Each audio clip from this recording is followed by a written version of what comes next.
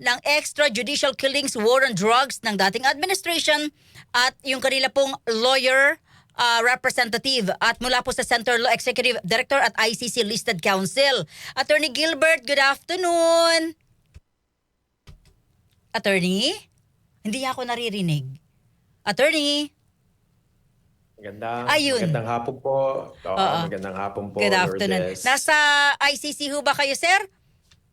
Nasa Philippines po for Oo. now. Okay. Sir, siguro narinig nyo, no, yung statement ni VP Sara na paano ka nakakasigurong lahat yan EJK?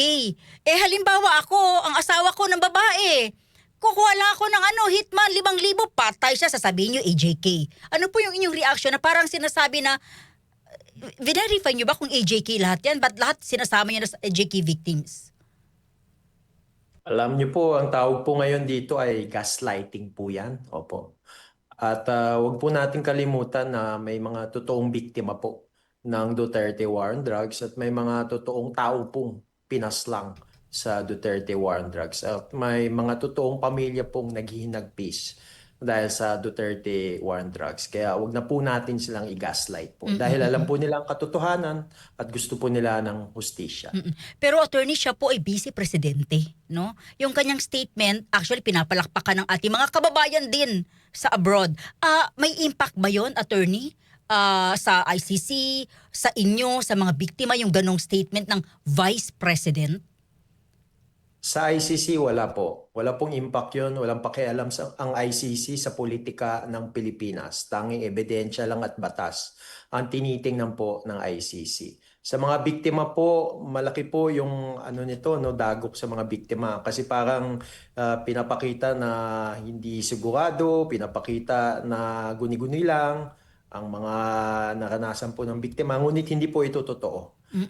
May totoo pong mga namatay na mga tao at itong mga taong to ay pinaslang po dahil po sa naging programang war on drugs ni Mr. Duterte. Kaya nga po, huwag po natin kalimutan na mga biktima ng war on drugs. Sila po ay may karapatan sa katotohanan. Sila po ay may karapatan sa hustisya. Attorney, yung binabato ang EJK din sa talamak na gun control or loose firearm issue, may komento kayo rito? Well, alam niyo nakakatawa nga Lourdes kasi yun yung pinangangalandakan ng Duterte administration na kunwari daw may peace and order 'Di ba sabi na rin nila kunwaring may peace and order dapat hindi problema yung gun control dahil sila po ay talagang kamay na bakal ang pinairal po ni Mr. Duterte. Oo. Kaya ang tanging at ito po ay may PNP numbers naman po talaga pong na-admit po, talaga pong sinabi ng PNP na may namatay po na mga at least 6,000 po dun sa police operations. At ito po yung talagang pinanghahawakan po ng mga biktima. At hindi lang po yan, Lourdes, hindi lang po 6,000 at least yung admitted na namatay sa police operations. Meron din pong vigilante style killings. At ayon po sa mga human rights organizations, between 15,000 to 30,000 po yung napaslang ng vigilante style killings. Attorney, may takot ba sa mga residente or maybe sa mga lawyers na yung survey talagang patuloy ang pag-angat ni Vice President Sara Duterte sa mga surveys? And inamin niya na tatakbo siya for 2028. Ako, personal ko pong opinion, wala Opo. akong pakialam sa mga surveys na yan. Kasi ang pinakamahalagang survey, yung halalan po, yung eleksyon. Kasi kung surveys lang po ang basihan, wag na po tayong mag-eleksyon. Ngunit hindi po ganyan ang demokrasya ng Pilipinas. Kailangan po tayong maghalal. At kailangan po sukuyin talaga ng mga Filipino, ng mga kababayan natin. Ito po ba yung gusto nating Pangulo? Ito po ba yung gusto nating pinuno para sa Pilipinas? Siguro dapat mag-isip-isip na po tayo. Paano po yung mga biktima, yung mga kaanak? Baka yung iba ho dyan, nagdadalawang isip, attorney na.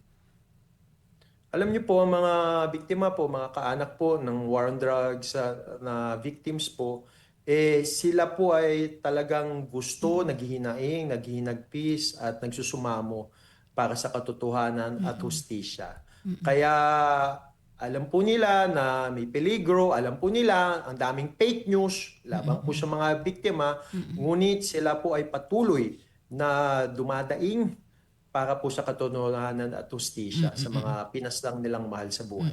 Attorney, ano na po ang update sa kaso ho ng dating presidente?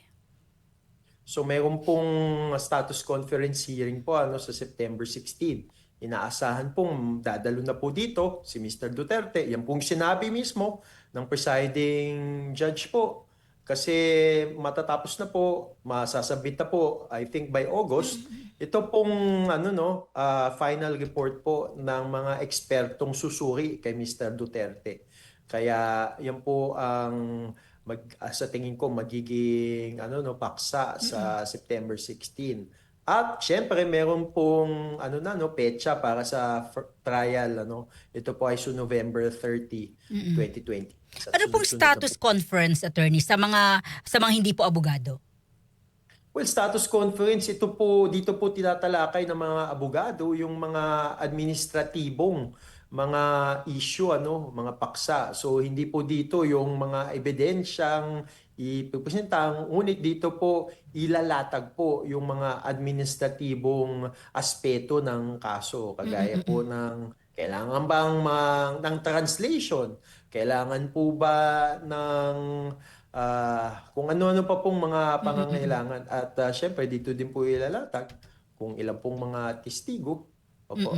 Ngunit wala pong mga pangalan po yan. Okay, what if hindi siya dumalo sa September 16? Well, Na hindi ko naman. na po pangunahan, hindi ko pa pangunahan po kung ano pong mangyayari. Oo, dahil hindi ko naman alam ang ang future, Pero basta pag sinabi po ng korte na dapat dumalo po si Mr. Duterte, dapat po siyang dumalo. Hindi pwedeng hindi pwedeng sabihin na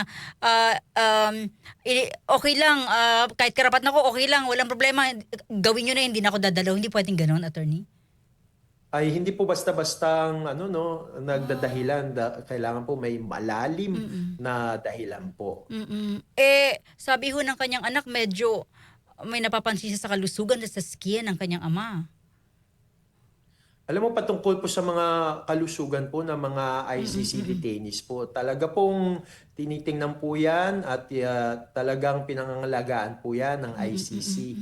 Kaya kung sino man po ang detainee po, kasi mataas po ang level ng pagsusuri, mataas po yung level ng pag conform po at pag-follow at respeto po sa international human rights law. Yun nga yung irony dito nung panahon ni Mr. Duterte talagang nawala na po yung due process, nawala na po yung human rights, nawala na po yung mga constitutional rights Ngunit siya po ay talagang binibigyan po ng inerespeto po ang kanyang human rights at right to due process at right to fair trial. Huli na lang, attorney, no? Kumakalat sa social media daw fake news po ito, pero pinakakalat nila ng ilang mga maybe supporters. Maibabalik siya dahil isasara na yung ICC, pinapasara na yung Trump. Ano ba itong issue na to, attorney? Fake news po yan. Yan po ay disinformation. Hindi po totoo yan. Patuloy pa rin po. Merong ICC, may International Criminal Court pa rin. At alam nyo po, hindi po basta-basta na re-release po ang isang detainee po. Kailangan po yan ng court order. At wala pong court order na pinalabas po patungkol sa pagpapalaya kay Mr. Duterte. Kaya fake news po yan. Yung sinasabing i-release na po yan. Kaya sa ating mga kababayan, wag na po tayong maniwala sa fake news po. Tanging tingnan lang po natin yung balitang sigurado. Attorney, maraming salamat sa inyong pong mensahe sa ating mga kababayan. Maraming salamat, Lourdes, at mabuhay po tayo. Mga kasama si Attorney Gilbert Andres, ang lawyer ng mga extrajudicial killings victims at Center Law Executive Director at ICC Listed Counsel.